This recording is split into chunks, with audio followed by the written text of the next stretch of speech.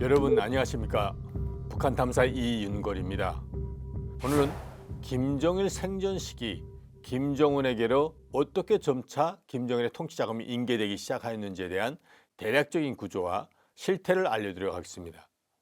2007년 김정은이 김정일에 의해서 로열 패밀리들과 핵심 최고위급 내에서 비공식적으로 후계자로 인정되고 2009년 후계자로 중앙당 조직 지도부를 중심으로 내정된 이후 2011년 김정일 하망까지 리더십에서의 극적인 변화가 일어났다는 것은 지금은 다 잘 알려져 있습니다.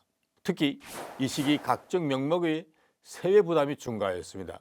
일반 주민들에게는 큰 차이를 느끼지 못했겠지만 해외에서 움직이는 외화벌이 담당 일꾼들이나 북한 국내 외화벌이 담당 부서들 내 간부들은 그러한 부담을 수차 직접 말하는 것을 제가 들었습니다.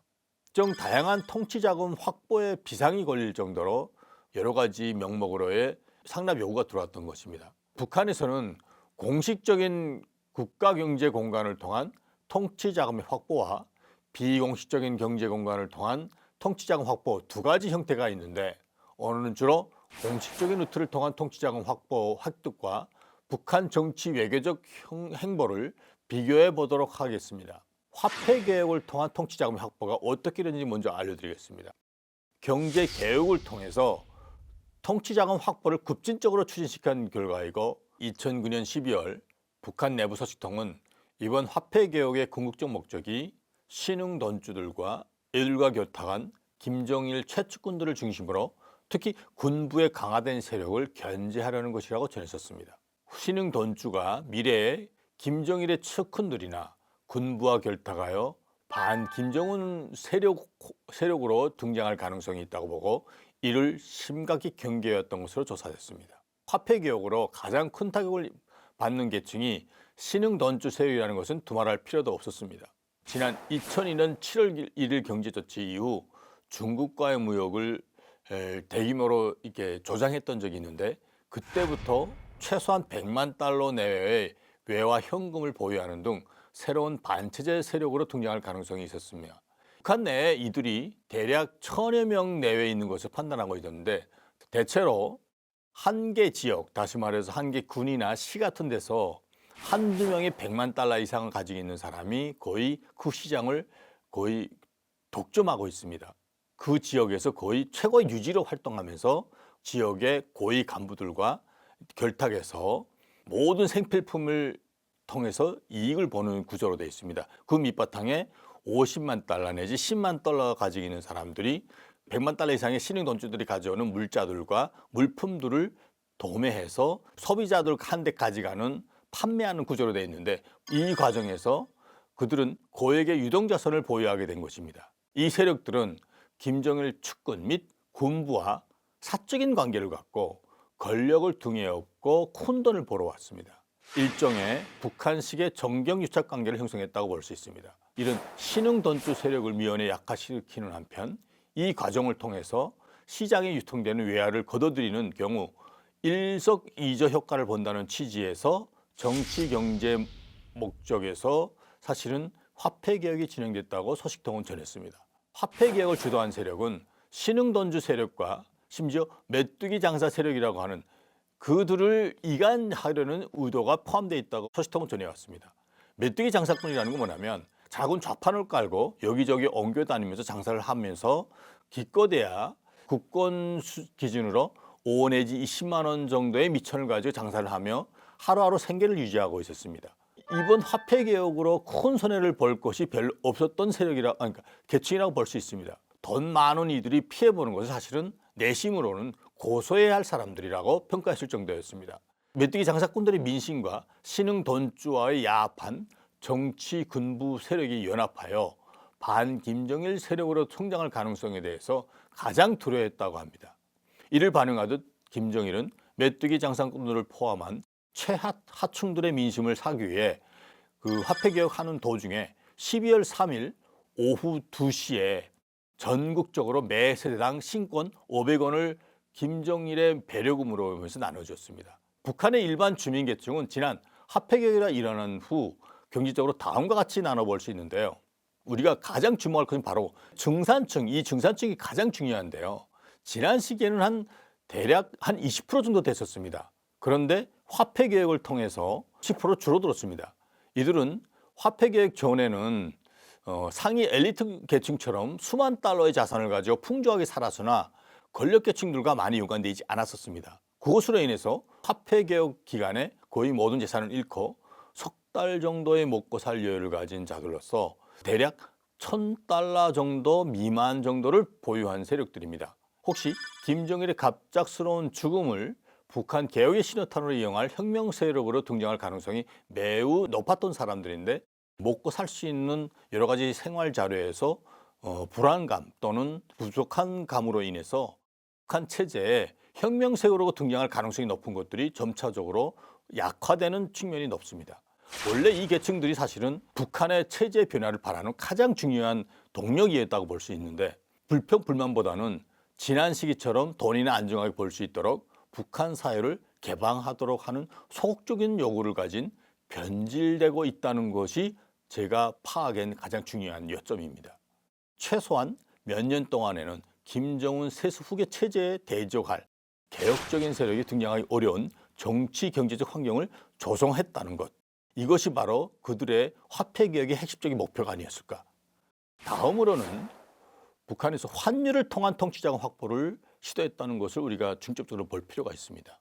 북한에서는 2002년 이전에는 1달러에 2원 정도로 공식적인 환율을 유지했습니다.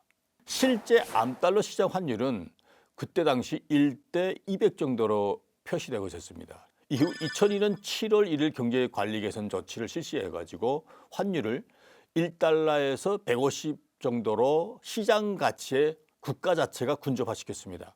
북한 암달러 시장의 실질 환율은 2001년 7월에 1대 200, 2008년 7월에는 1달러에 3,200원까지 올라갔습니다. 2009년 1월에는 3,600원으로 상승했습니다. 2002년 7월부터 2008년 7월까지의 6년 동안의 북한의 환율은 거의 16배, 다시 말해서 1,600% 폭등했습니다. 무엇이 북한의 지속적인 환율 폭등을 야기시켰을까요? 가장 중요한 핵심적인 이유는 북한 정권이 무분별하게 자국 화폐를 찍어내었기 때문이라고 볼 수 있습니다. 북한은 90년대 말, 2000년대 초 극심한 경제 위기를 겪고 나서 산업 기반이 사실상 황폐화되었습니다. 국내 내수 시장은 의미 파괴된 상황이고요. 부족한 재정을 보충하기 위해서 마구잡이로 화폐를 찍어냈던 것으로 파악됩니다. 북한의 돈 가치는 폭락하고 달러 가치는 폭등했습니다. 둘째 이유는 북한의 만성적인 무역 수지 적자로 외환 보유량이 갈수록 감소했기 때문입니다. 98년 3억 2,400만 달러의 무역 수지 적자를 기록한 이래 매년 무역 수지 적자가 증가하고 있었습니다. 북한은 95% 정도의 중국과의 거의 무역을 통해서 존재했는데 특히 2007년에는 11억 4천만 달러의 적자를 기록했습니다. 북한 전체 무역액의 35%에 해당하는 금액입니다. 북한 외화벌이 원천이 절대량을 차지하는 북한의 석탄 및 광물 자원과 농수산물 자원이 급격히 줄어들었기 때문에 적자폭이 더 커지고 있었다는 것으로 분석됩니다. 셋째 이유는 북한 당국이 환율을 안정화시키는 정책을 사실상 포기한 것 때문에 더 관련이 있다고 봅니다. 암달러 시장을 단속하면서도 다른 한편으로는 암달러 시장의 달러를 흡수하기 위해 환율 가격을 암달러 시장의 근접한 수준으로 계속 올리고 있었습니다. 심지어 자기들이 찍어낸 돈 가지고 이 암달러 시장에서 자기들이 먼저 달러를 회수할 정도로 이는 다시 암달러 시장의 환율을 상승을 재추동하고 있었던 것으로 나타난 것입니다. 넷째로는 북한 주민들의 의식이 개방돼서 소비준이 점점 높아가고 있는 것이 때문에 또 나타나기도 했습니다. 중국을 통해 들어오는 수입품을 써보면서 질 좋은 수입품에 대한 수요가 늘어나는 반면에 이 때문에 달러 수요가 점점 많아지고 있고 상대적으로 북한 원화에 대한 신뢰는 완전히 하락한 상황으로 빠져온 것입니다. 통치자금 재원에 따라 구 분야별로 김정일의 개인 비자금, 당경제, 군수경제, 내각경제 이것을 소위 일부 사람들은 민수경제라고 말할 수 있는데 등 엄밀히 사원적으로 이렇게 갈라볼 수 있는데요. 김정일의 개인 비자금은 김정인 서기실과 해외 파견된 관련 블랙 요원들에 의해서 해외에서 확보된 통치자금 투자 및 이자와 같은 금융 이권 사업을 통해서 벌어들였고요. 당경제는 당 39호실과 38호실, 36호실, 중앙당 조직지도부와 재정경리부를 제외한 중앙당 각 핵심 부서들이 경제정책 건멸 사업을 통해서 일부 서여 자금 마련을 위한 이권 사업에 개입되어서 어마어마하게 벌어졌습니다. 군수경제는 국방위원회와 중앙당 군수공업부와 군사부의 감독과 통제를 받는 제2경제위원회와 군부 관련 무역회사들이 군수물자 생산 및 무기 수출업 관련 이익사업, 또 내각이 관여하고 있는 소위 민민경제는 거의 민수경제라고 볼 수 있는데 당적 지도하에 내각의 국가계획위원회와 각 부문 기능별 부처가 관장하는 민수경제 내에서 생산물을 재분배하면서 수출입 통해서 일부 얻어지긴 했지만 김정은 소기를 통해서 일어나는 주요 루트들 38호실, 39호실 통해서 일어나는 여러 가지 주요 단기간들을 통해서 일어나는 것, 그다음에 군 관련된 부서들이 일어나는 것, 이 세 개를 비해서 민수경제는 거의 10%도 안 된다는 말이 있을 정도입니다.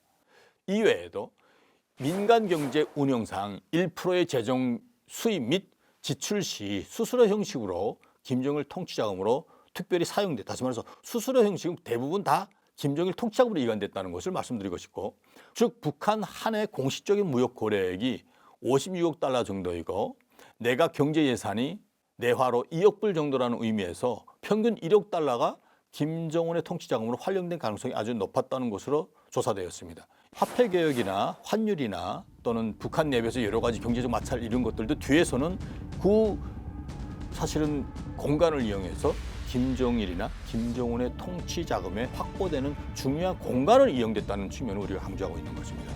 다음번에는 더 중요한 비공식 루트에 의한 통치 자금 확보의 내막이 공개될 것입니다. 기다려 주십시오.